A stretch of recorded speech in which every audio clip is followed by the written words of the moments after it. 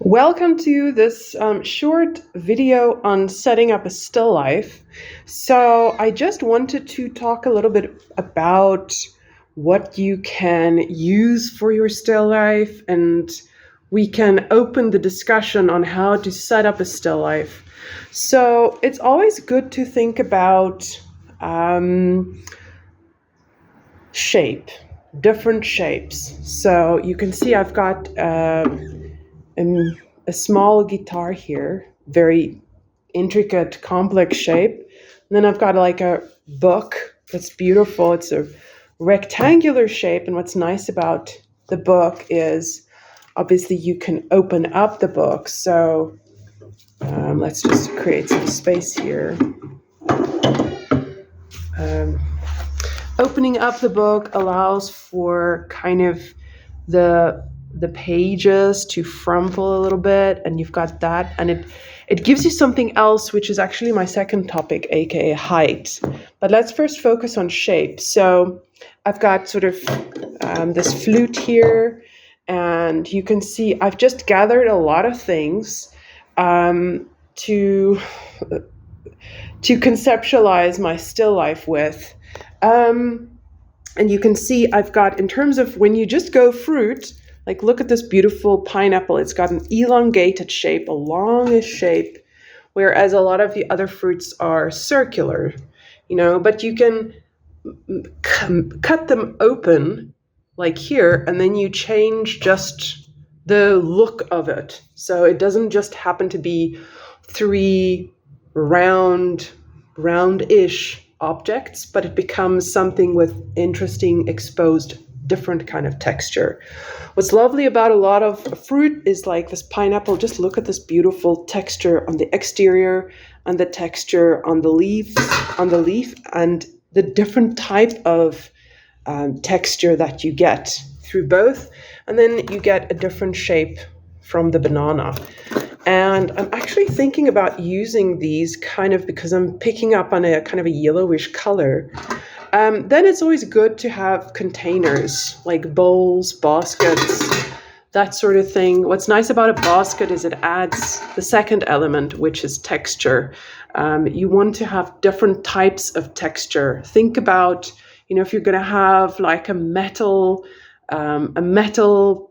jar or bowl, or a porcelain teapot that is shiny on the outside, and then you've got something that's got a matte or like a rugged texture. So that is also, or even, that's why you get a lot of still lifes where they pair it with a fruit, because the exterior of the fruit has a different texture than the exterior of the teapot.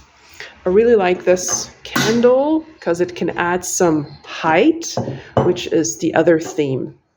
I've got here some textiles or drapery. If you've is another great way of adding volume to your still life. You can see this is a nice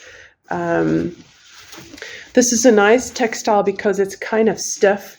So it will stand up kind of in a little bit as you sort of dress it. And obviously this, in terms of coloring, it goes really nice with this onion that I've got here. I just have to take it out of the bag. Beautiful onion. Apologies for that.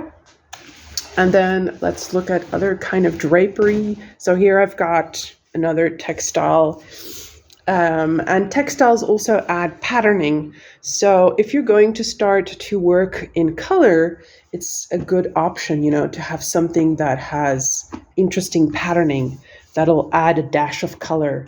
And of course, you can also have texture via your textile or your drapery. So, this crocheted blanket, just look at this beautiful texture on it. Then another pro tip is to have boxes that you can use to add to your levels. So if you're going to research examples of still life works by other artists, you will see that is one of the other, in terms of setting up the composition, one of the other success observations, I suppose, of that setup, and that is that they've created the work not on one horizontal line, but they've added levels. So one way of adding levels is using, like I said, different shaped fruits, or you have something like a candle that adds sort of a level or a length in terms of level of your eye level. Or you can use a little box to either sort of, in this instance, this box can go in here. So when I want to add my onions to it, I don't need 50,000 onions. It's going to pop up height. Or I can use it when I set up the drapery to help with that leveling. Let me quickly show you.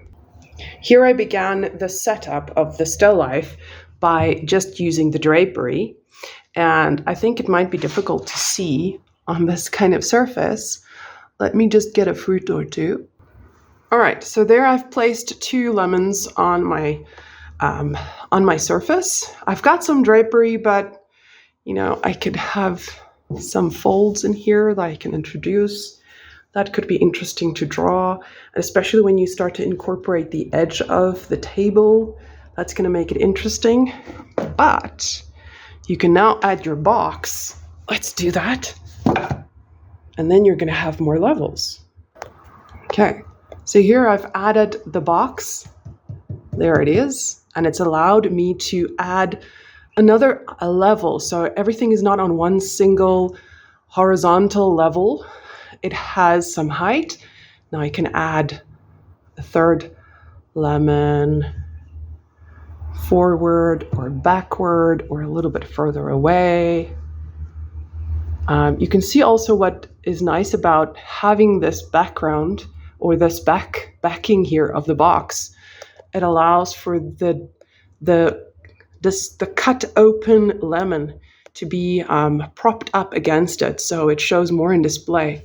So I can decide how I want to present it. And there I'm starting to get a still life.